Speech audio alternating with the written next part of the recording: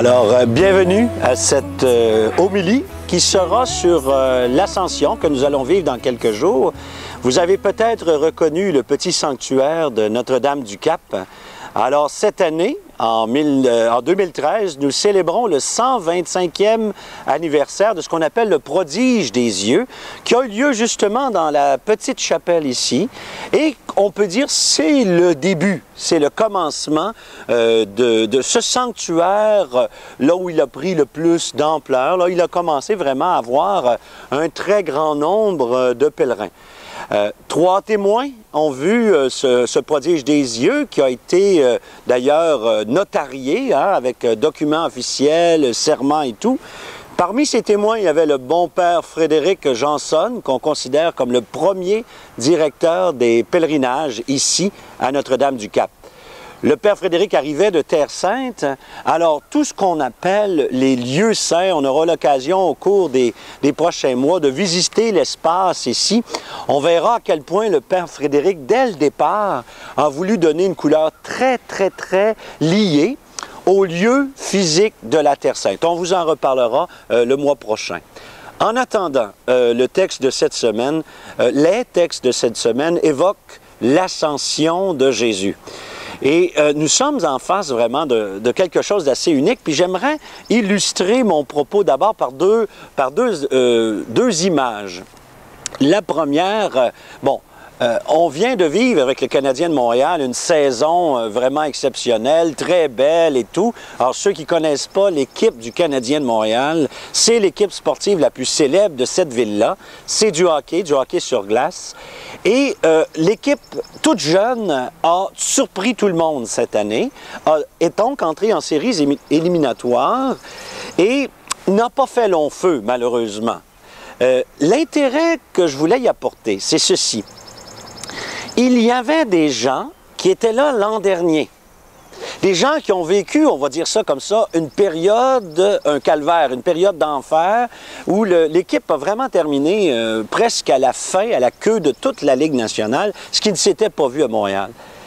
Puis, on a vécu une période où il y a eu beaucoup d'enthousiasme, il y a eu comme une espèce de réveil. Personne n'attendait cette équipe jeune se retrouver et se terminer en deuxième rang de l'association de l'Est. Et arrivent les éliminatoires comme un passage difficile, vraiment, où l'équipe n'a pas pu réaliser ce qu'elle espérait.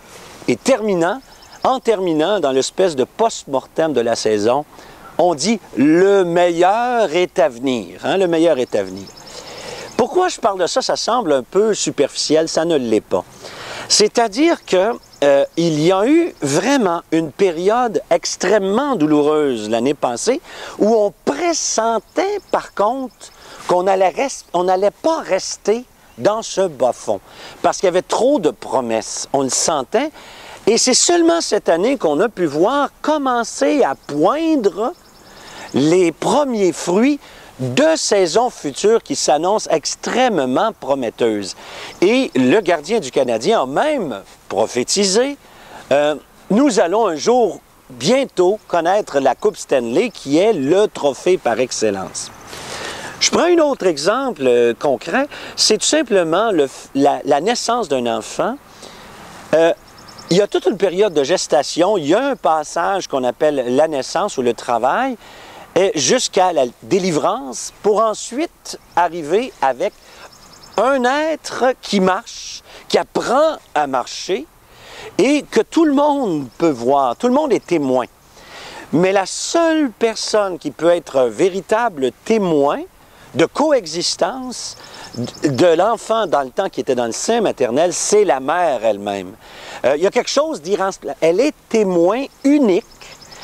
On peut, bien sûr, le père peut, en se collant l'oreille sur la bedaine, sur le bedon de la mère, être témoin de mouvements, entendre le petit cœur, etc.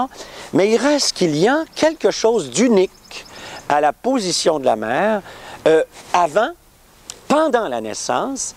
Il y aura un lien qui va la relier pendant un certain temps, mais généralement en éducation, on va parler justement de la diffusion de la mère et des pas de l'enfant vers le père comme étant comme Un premier détachement qui ne se réalisera pas, bien sûr, avant beaucoup plus loin. Et même le Père, à un moment donné, devra apprendre à se détacher. Le récit de l'Ascension, c'est la fin d'une charnière où tout bascule. Tout comme, je dirais, les douleurs de l'enfantement, la naissance elle-même et les premières heures qui suivent la naissance, c'est que là, tout bascule. Il y a vraiment un avant et un après.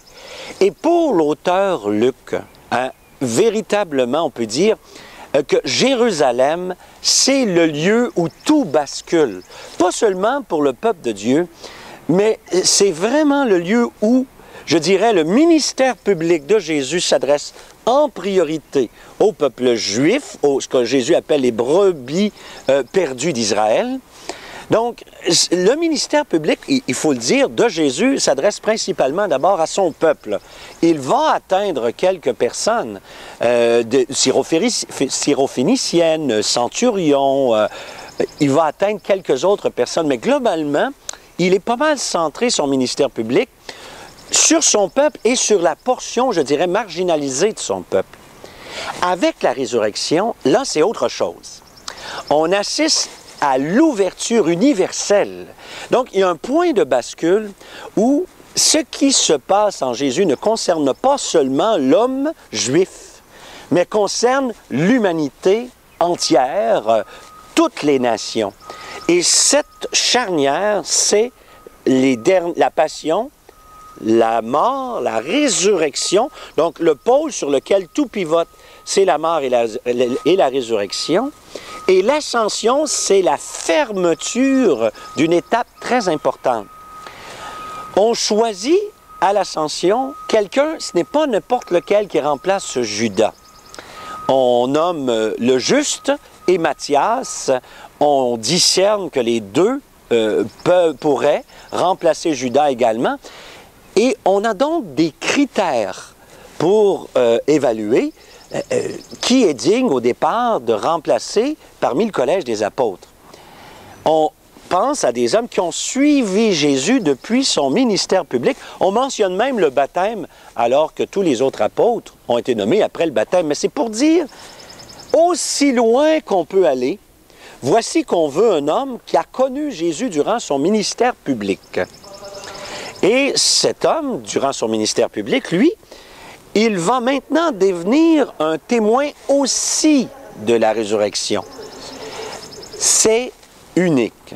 Les 12 sont irremplaçables, car ce sont ceux qui font le lien, la charnière, entre le ressuscité et l'homme de Nazareth qui a eu un ministère pendant 2 ou 3 ans.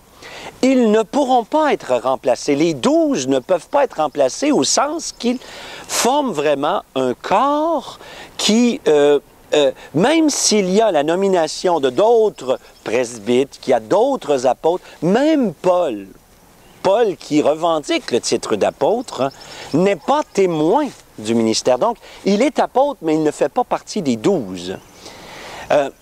Matthias est le seul des 12 qui n'a pas été désigné par Jésus durant son ministère public.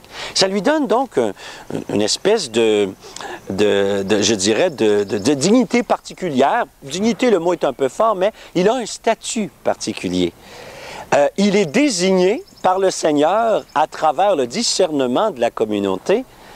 Et donc, avec l'ascension, on ferme la période de ceux qui ont connu Jésus avant sa mort et qui peuvent rendre vraiment témoignage que c'est le même qui est ressuscité, c'est le même qu'on a reconnu.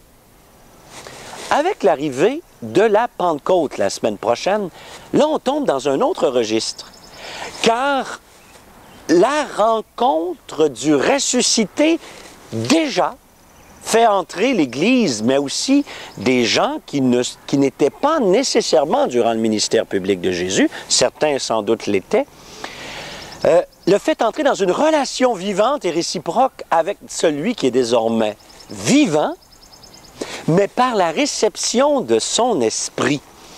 Et là, on parle encore une fois de quelque chose de nouveau.